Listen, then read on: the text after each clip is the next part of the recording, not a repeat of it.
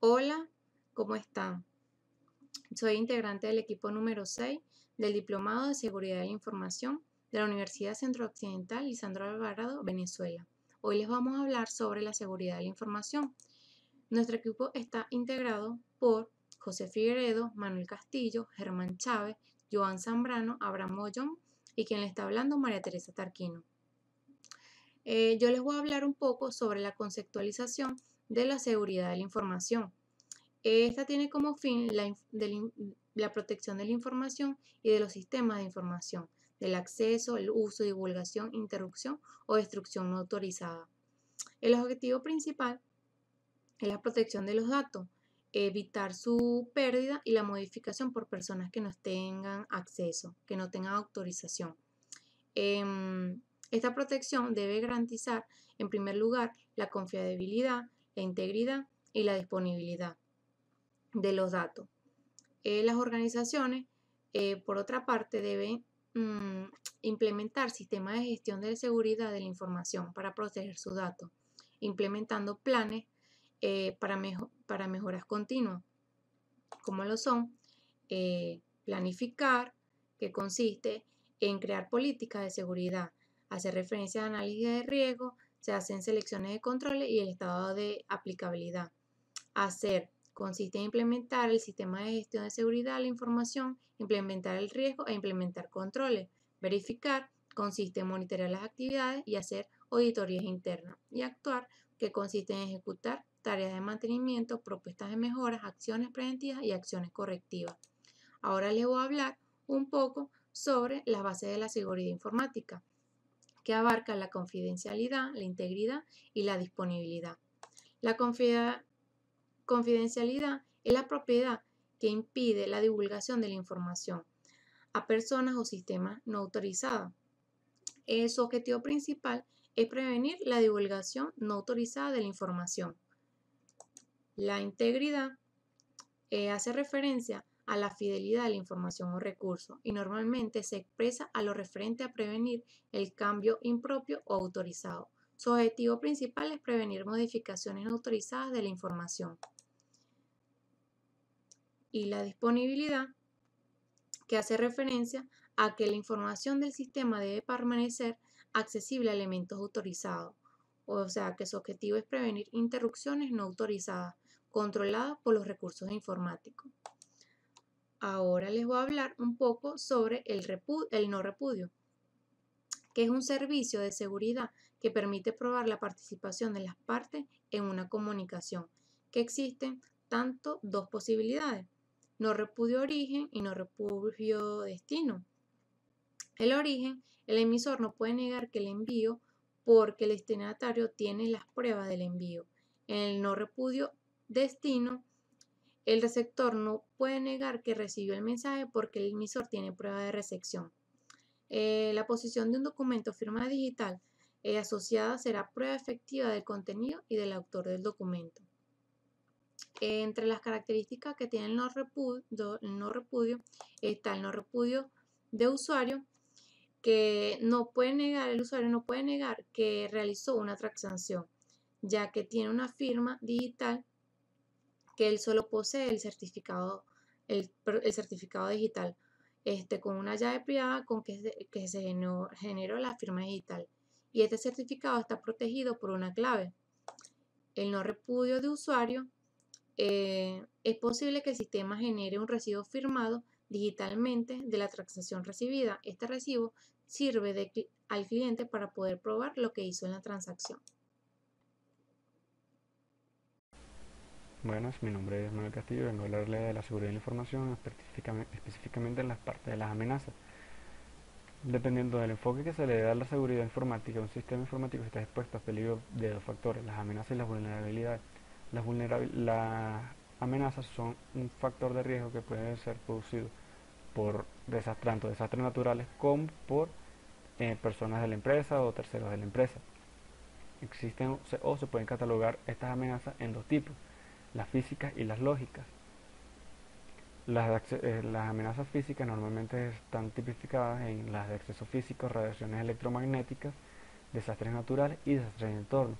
Los accesos físicos es normalmente cuando existe un acceso de un tercero, una persona que no debería estar en esa área de la organización y porque ya no hay seguridad sobre él. Se supone este tipo de amenazas es una de las más comunes, ya que siempre la seguridad es la que es más una de las más débiles.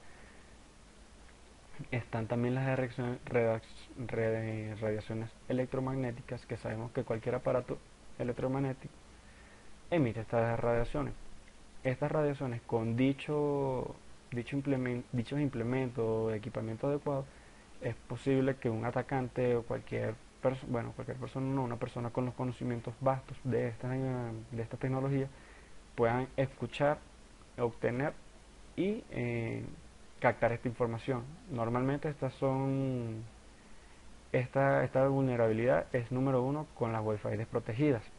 Están los desastres naturales, que aunque estén reducidos en ciertos entornos, siempre significarán un gran riesgo para la organización, debido a que si, por ejemplo, la organización está establecida en una zona donde no se encuentre fallas sísmicas, siempre va a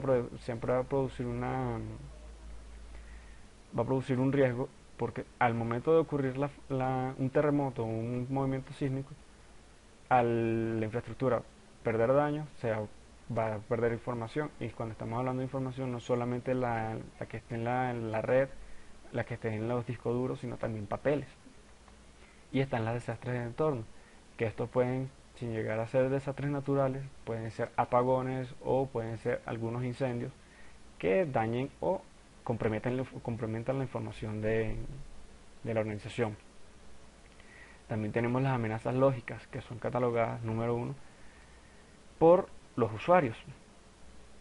El usuario normalmente eh, tiene la tendencia de creer que su información no tiene importancia para otra persona, no tiene, o es el que introduce normalmente algunos virus, algunas cuestiones por unidades flash, discos, accesos indebidos y todo esto. También tenemos la ingeniería social, que es un método para obtener la información basada en la interacción humana. Esta se lleva con cinco, estas cinco características que normalmente son la confianza, el desconocimiento, el miedo, la codicia y el deber moral. Existen los cuatro principios descritos por el hacker Kevin Mitchell, que él dice que todos queremos ayudar, todos tenemos el primer movimiento de confianza siempre va del atacante hacia la otra persona que quiere saber la información. No nos gusta decir que no y a todos nos gustan que nos alaben. Normalmente el atacante que va con esta práctica de ingeniería social va por fases. Investiga primero el objetivo. Él no va a atacar primero a una persona que sepa de conocimientos informáticos, que pueda prevenir este ataque de ingeniería social, pero si puede tomar a otras personas, secretarios o cualquier persona la información de la organización. Cuando selecciona a la víctima, lo va estudiando, va teniendo conversación, ahí va a una tercera fase, que sería un desarrollo de relaciones, toma la confianza, va ganando la confianza, va ganando información poco a poco y va relacionando. Después viene la cuarta fase, que es la explotación de relaciones. Esta persona me puede llevar a esta, y así va subiendo relativamente. Están también los programas maliciosos, que son instalados por el usuario en cualquier equipo de las organizaciones. Estos pueden hacer ataques, provocar ataques de cualquier tipo. Pueden ser backdoors que permiten la conexión de múltiples equipos a las computadoras. Puede ser un virus, troyanos, cualquier otro tipo de programa malicioso para obtener información de la organización. Y están los ataques internos y los ataques externos. Normalmente los ataques se van tipificando porque siempre existe un descontento con la organización. el 81% de los ataques a las organizaciones son producidos por empleados. Están también un 6% que son ex empleados y un 13% que son usuarios externos. Que esto es al obtener algún permiso, alguna entrada a la organización, explotan esa y comprometen la seguridad de la información. Ya. Bueno, muchísimas gracias. Saludos a todos, mi nombre es Germán Chávez y les voy a hablar un poco sobre las vulnerabilidades. Una vulnerabilidad informática es un elemento de un sistema informático que puede ser aprovechado por un atacante para violar la seguridad. Por ejemplo, alguna debilidad que tenga nuestro sistema informático que pueda ser explotada para beneficio del atacante. Sin embargo, las vulnerabilidades también pueden accidentalmente provocar daños sin que se trate de algún ataque dirigido. De los tipos principales de vulnerabilidades tenemos las físicas, como por ejemplo la relacionada con el control de acceso al sitio donde se encuentren los dispositivos, los equipos, dispositivos de almacenamiento. Tenemos las naturales, como el caso de que haya una tormenta eléctrica y no estemos preparados con protectores de voltaje y se puedan dañar todos los equipos. Tenemos las vulnerabilidades de hardware, por ejemplo que tenga fallas o deficiencias en su diseño. Software, como las puertas traseras, vulnerabilidades de red, por ejemplo en la transmisión de la información, y el más importante quizás el factor humano, que se puede deber a deficiencias en la preparación del personal y que genere malas configuraciones, o incluso que personas o usuarios tengan mayor acceso del que deben a la información. Tenemos entonces actualmente que la mayoría de los sistemas son basados en web. Entonces por eso quiero enfocar un poco las vulnerabilidades de los sistemas web. Tenemos entonces las vulnerabilidades de configuración que se deben más que nada a configuraciones deficientes de la infraestructura IT, tanto web como no web. Aquí tenemos una pequeña lista de algunas de las principales vulnerabilidades, entre las cuales se encuentran los servicios desactualizados y vulnerables y lo que son los archivos obsoletos o versiones de respaldo ya viejas ya. Tenemos por otra parte las vulnerabilidades en la lógica del negocio, em, es decir, que se puedan cambiar las reglas de los sistemas o el flujo de trabajo.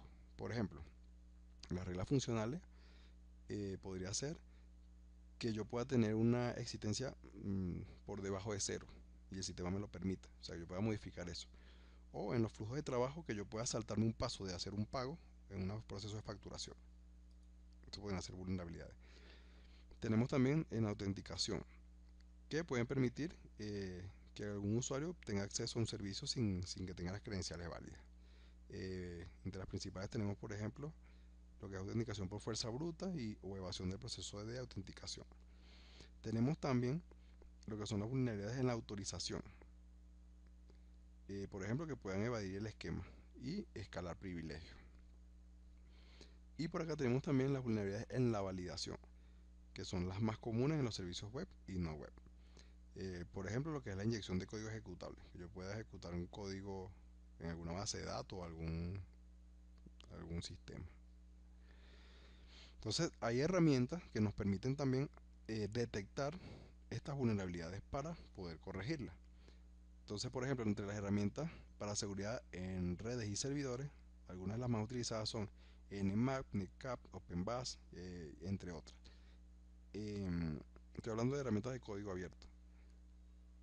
Y en cuanto a las herramientas para la seguridad del aplicativo web, tenemos, por ejemplo, Vega, Skillfish, Arachne, entre otras. Y bueno, son fundamentales para hacer las pruebas para detección de vulnerabilidades de este tipo.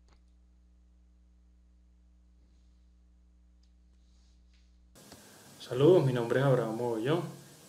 Para continuar, quiero hablarles un poco de lo que sería el tema del hacking ético. La palabra hacker se encuentra en boca de todos en estos momentos y existen diferentes puntos de vista de lo que sería su función en la sociedad.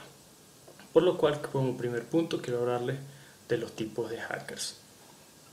Existe una extensa clasificación de lo que es los tipos de hacker, pero los más reconocidos se agrupan en dos grandes categorías: los hackers de sombrero blanco y los hackers de sombrero negro.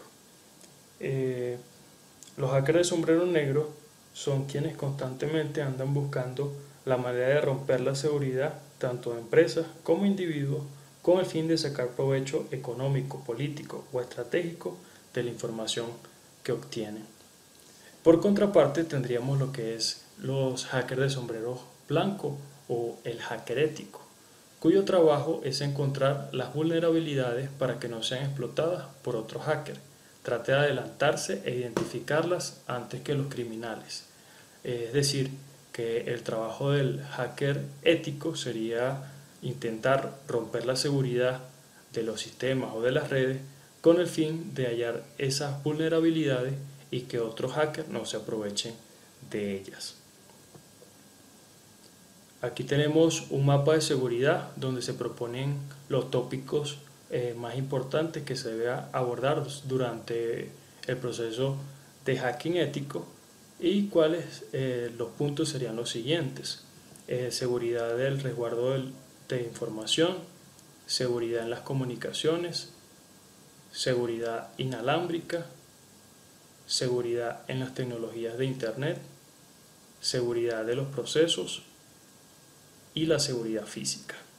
A grandes rasgos, estos serían los tópicos que debería tener en cuenta un hacker ético a la hora de realizar el proceso de auditoría informática, y esto con la finalidad de garantizar la mayor seguridad posible, tanto de las redes, de los sistemas y de los otros componentes que se deben resguardar.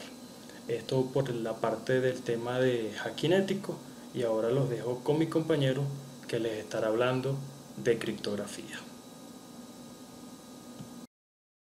Hola, ¿cómo están? Mi nombre es Joan Zambrano. En esta oportunidad voy a hablarles sobre la criptografía. La criptografía es una técnica muy antigua y durante mucho tiempo se ha relacionado con círculos militares, religiosos y comerciales.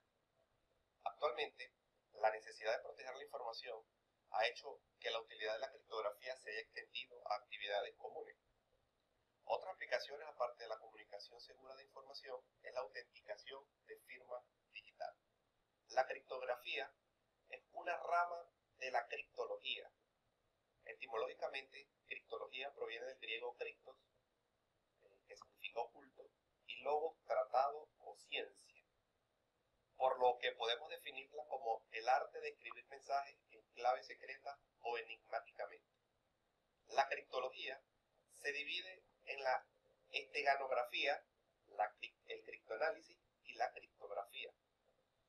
Vamos a hablarle ahora un poco sobre la historia de la criptografía. Datan sus inicios en los años 400 a.C., donde se evidencian las primeras prácticas de la criptografía.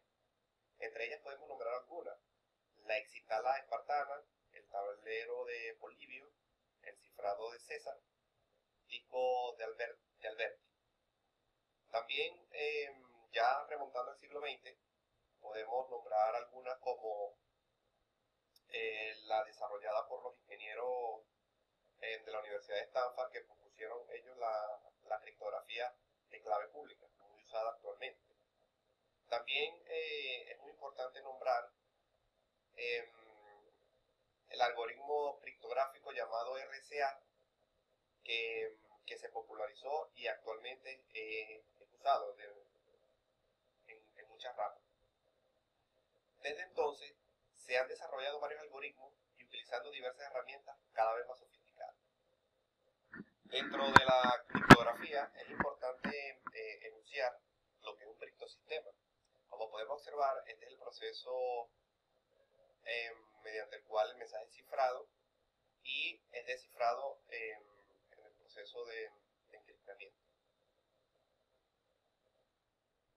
Vamos a hablarle ahora un poco sobre servicios de seguridad, en la que podemos enunciar la confidencialidad, autenticación, integridad, no repudio, control de acceso, disponibilidad. Dentro de los mecanismos de seguridad tenemos código de detección de modificación, código de autenticación del mensaje, firma digital, número de secuencia del mensaje, cifrado, control de acceso, relleno de tráfico, control de encaminamiento, certificación. Continuamos con ataques. Un ataque es una violación a la seguridad de la información realizada por intrusos que tienen acceso físico al sistema sin ningún tipo de restricción. Su objetivo es robar información o hacer que ésta pierda valor relativo, o que disminuyan las posibilidades de supervivencia a largo plazo. Un intruso puede obtener información como bloque de direcciones IP, localizador de sistemas cítricos, punto de acceso para números telefónicos y VPN, o algún tipo de información de la organización a la que sea el objetivo de ataque. Existen dos tipos de ataque en las comunicaciones. El pasivo, que es aquel que solo busca obtener la información, pero no la modifica. Por lo tanto, es muy difícil percatarse de que se está haciendo algún ataque. Mientras que el activo utiliza la información, la puede modificar y la utiliza para intereses personales y es muy fácil darse cuenta que se está siendo atacado en esos momentos. Podemos nombrar también que estos ataques activos se dividen en dos, en ataque a los métodos cifrados y ataques a los protocolos criptográficos.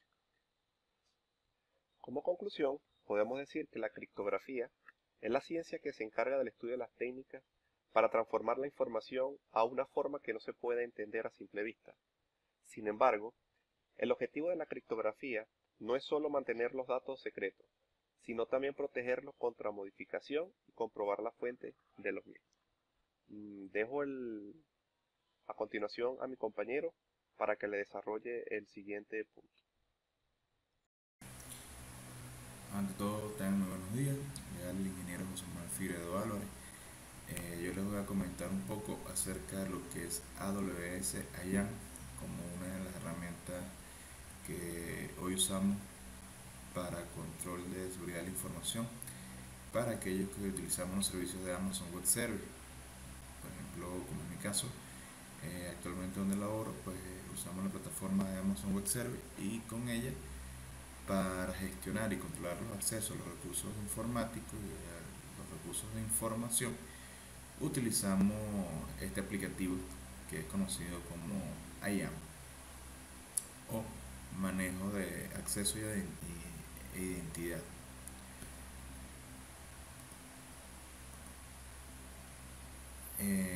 AWS Identity and Access Managed IAM permite controlar de forma segura el acceso a servicios y recursos de AWS. Esto no es más que nos permite definir quién entra, quién accesa y hasta qué punto accesa determinados usuarios, ya sean grupos de usuarios o usuarios individuales. Esto nos permite llevar un control auditable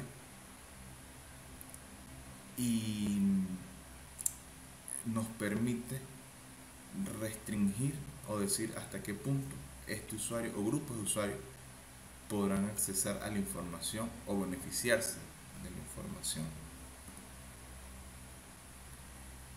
Entre las características de IAM tenemos gestionar usuarios y su acceso, como anteriormente lo he comentado. Podemos crear usuarios, es decir, bueno, Pedro Pérez puede hacer uso de S3, por ejemplo, o de un espacio específico de S3.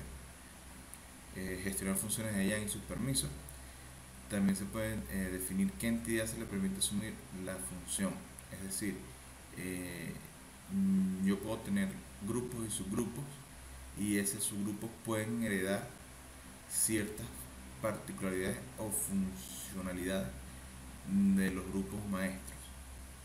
Y gestionar a los usuarios federados y a sus permisos puede habilitar la federación de identidades a fin de permitir que las entidades ya existentes, por ejemplo usuarios, puedan acceder a AWS Managed Console, llamada la API de AWS, acceder a los recursos sin necesidad de crear un usuario en IAM para cada entidad. Es decir, si en nuestra organización ya tenemos, por ejemplo, un LDAP activo o tenemos un Active Directory activo, esto lo podríamos conjugar, lo podríamos unificar para que podamos a través de la SDK de IAM darle acceso a ciertos usuarios que tengamos nosotros, por ejemplo, definidos en ese LDAP, y no tener que duplicar la información y tener información duplicada, en este caso pues de usuarios. Esto nos permite usar los recursos ya instalados de nuestra organización con recursos en nube, como son los recursos de IAM. Un caso de ejemplo que actualmente yo estoy manejando, estoy administrando, en el caso de Sport Cloud TV, que es un portal web donde están haciendo y donde ahorita actualmente podemos ver el deporte de esgrima.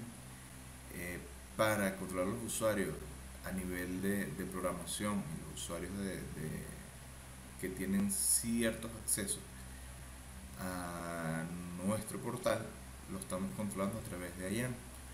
Por ejemplo, las llamadas a las API o a los SDK que nos oferta Amazon Web Service, lo estamos controlando a través de IAM. No cualquiera, en este caso, desde el servidor puede llamar a un proceso específico si no está primeramente autenticado y autorizado por las normas de IAM. Es muy importante el uso y la implementación de sistemas de control de usuario, ya que esto nos permitirá poder hacer una auditoría de quién accesa y a qué recursos accesa, y al momento de ver un tipo de fraude en la organización a nivel de sistema de información, pudiésemos detectar quién lo hizo. Si no tuviésemos controles de acceso de los sistemas de información y no implementásemos normas de seguridad de la información, pues no tendríamos manera de controlar de ninguna forma quién accesa y dónde accesa, y poder llevar un registro adecuado a las buenas prácticas y a las buenas normas de hoy por hoy. Muchísimas gracias.